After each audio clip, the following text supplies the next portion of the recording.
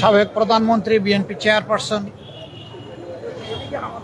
4 দলীয় এবং 20 দলীয় জোটের নেত্রী বেগম খালেদা জিয়া, তিনি গুরুতর অসুস্থ অবস্থায় আছেন।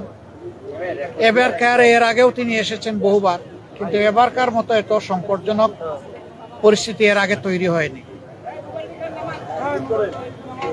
আমি ধৈর্য ধরছিলাম, দোয়া করছিলাম বাইরে থেকে, এবং ধারণা ছিল যে এখানে এসে ডিস্টার্ব না করি।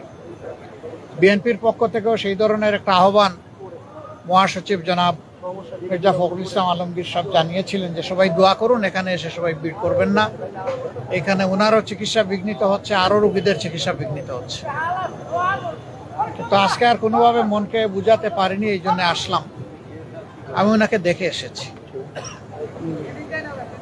এখন ওনার ডায়ালাইসিস চলছে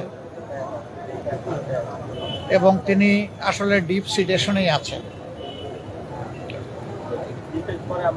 সারা দুনিয়ার মানুষের সাথে আমরাও দোয়া করি আল্লাহ তাআলা ওনাকে সুস্থতার নিয়ামত দান করুন।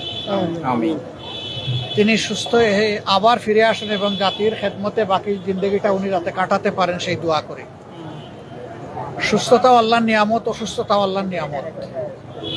এই ক্ষেত্রে তার আপনজন যারা আছেন, বিশেষ করে তার পরিবারের সম্মানিত সদস্যবৃন্দ, তাদের জন্য এই পরিস্থিতিতে ধৈর্য ধারণ করা বড় কঠিন। আমরা আল্লাহ তাআলার দরবারে দোয়া করি তারা যেন ধৈর্যের সাথে এই পরিস্থিতি মোকাবেলা করতে পারেন এবং আল্লাহর উপর তারাও যেন পূর্ণ ভরসা করতে পারেন। আল্লাহ তাআলার হাতে সব কিছুই আছে। আল্লাহ তাআলা জীবিতকে ধরে নিয়ে যেতে পারেন, আবার মরার মধ্যেও জান দিতে পারেন। উনি এখনো যেহেতু আলহামদুলিল্লাহ সারভাইভ করছেন, আমরা আশা রাখি, আমরা দোয়া করি উনি সুস্থ হয়ে উঠবেন ইনশাআল্লাহ। আপনারা সবাই দোয়া করবেন।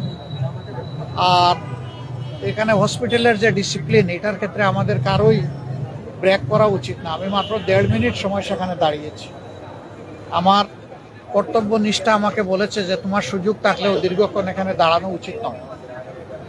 আমি দু চোখে একটু দেখে আসতে পেরেছি, এটা আমার সান্ত্বনা।